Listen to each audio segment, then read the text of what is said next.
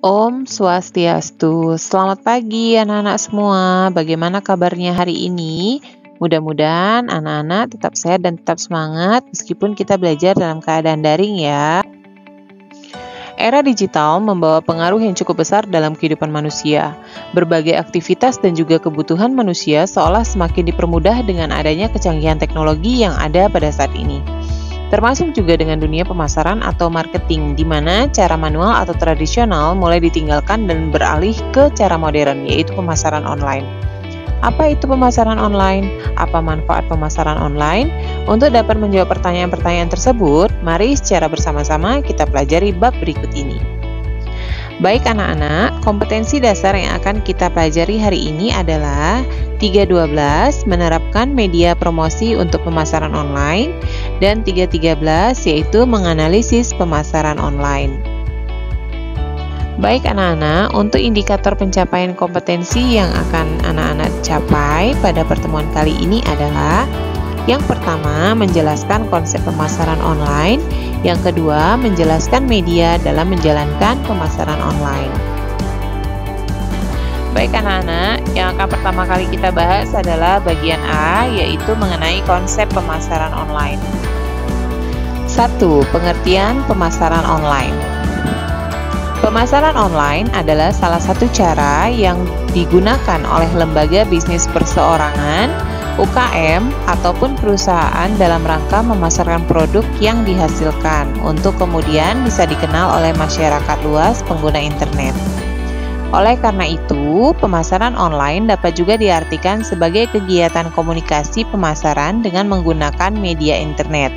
Pada dasarnya, pemasaran secara online membutuhkan sebuah media website yang memberikan segala informasi tentang apa saja yang berkaitan dengan produk yang dipasarkan. Pemasaran online dilakukan melalui sistem komputer online interaktif yang menghubungkan pembeli dan penjual secara elektronik. Terdapat beberapa jenis saluran pemasaran online, yaitu A. Layanan online komersial. Layanan ini yang menawarkan informasi dan layanan pemasaran online kepada pelanggan yang membayar biaya bulanan.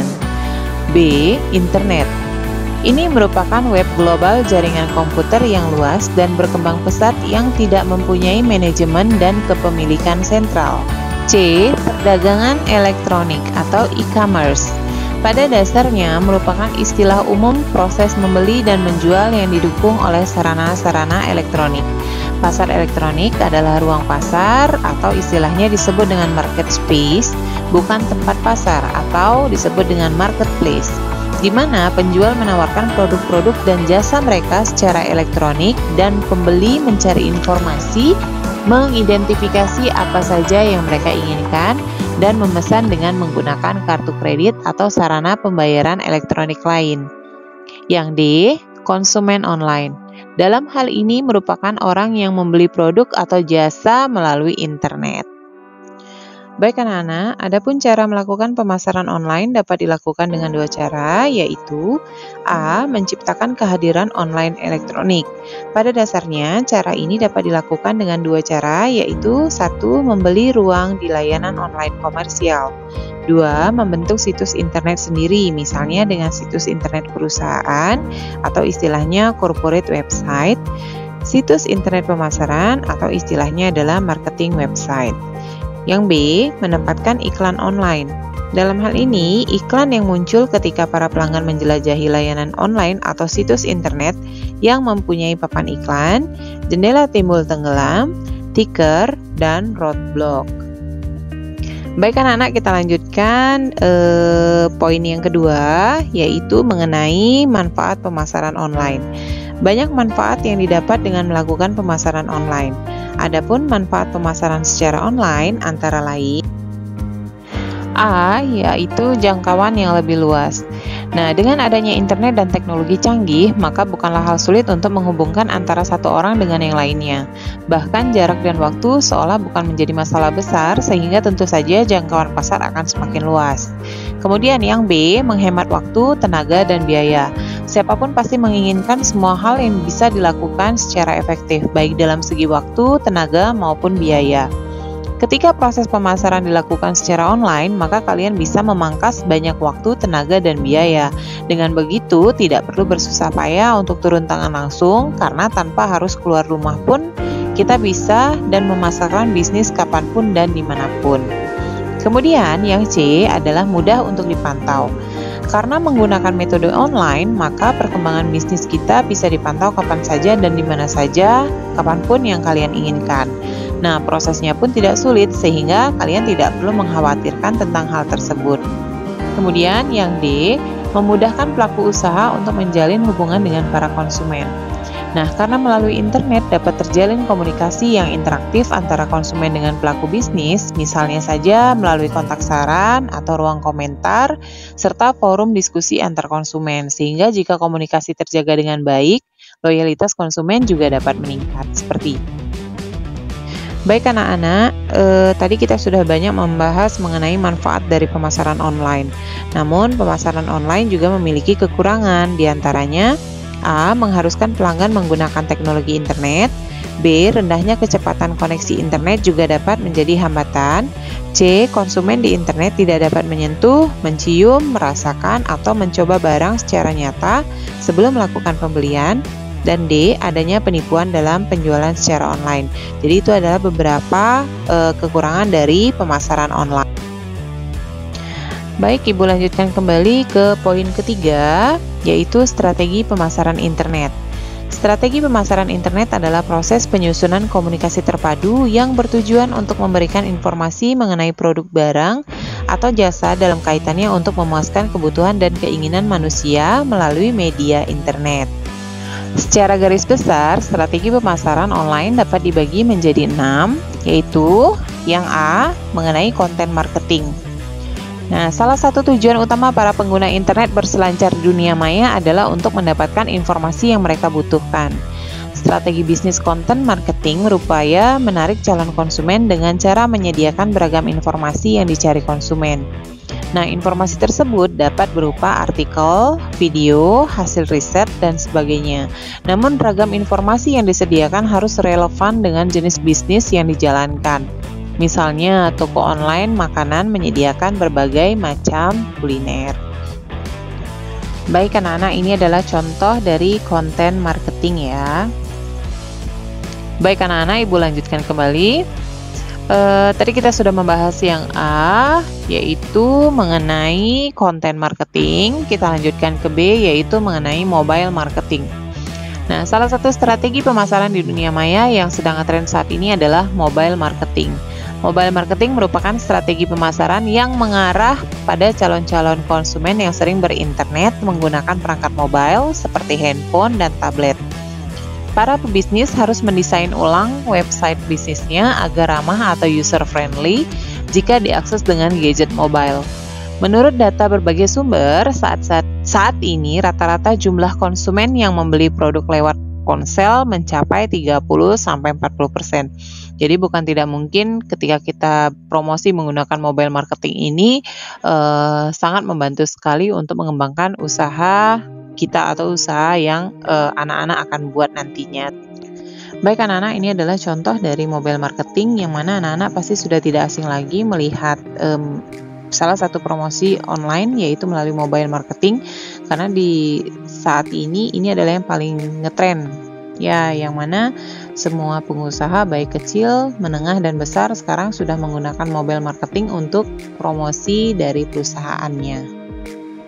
Baik anak-anak, kita lanjutkan ke poin C, yaitu continuous marketing. Jejaring sosial seperti Facebook dan Twitter menjadi jalur utama dalam melaksanakan continuous marketing. Pemasaran berkelanjutan ini menekankan pada promosi dalam jaringan media sosial. Selain itu, agar sukses para pebisnis juga hendaknya menganalisis berbagai data, misalnya demografi, feedback konsumen, opini, dan lainnya untuk menemukan konsep produk bisnis yang diinginkan oleh konsumen. Baik, Ibu lanjutkan kembali ke poin D, yaitu Integrated Digital Marketing. Integrated Digital Marketing adalah strategi pemasaran dengan memanfaatkan dan menyatukan segala komponen sumber daya digital yang ada. Hal tersebut sebagai cara untuk memperkuat efektivitas pemasaran. Sinergi antara blog, kampanye brand, media sosial, dan sebagainya harus berkolaborasi secara real time untuk menjangkau konsumen yang bervariatif. Baik, berikutnya adalah poin E, visual marketing. Visual marketing mengedepankan bagaimana menciptakan objek visual yang dapat mewakili produk yang ditawarkan. Saat ini, visual marketing menjadi semakin mudah dilakukan di dunia maya berkat adanya berbagai situs sharing seperti YouTube, Pinterest, Instagram, Vine, dan yang lainnya. Kreativitas membuat gambar-gambar yang memorable merupakan salah satu prasyarat untuk sukses menjalankan atau menjalani strategi pemasaran visual. Baik anak-anak, berikut ini adalah contoh dari visual marketing. Baik anak-anak, poin terakhir dari strategi pemasaran internet adalah personalized marketing.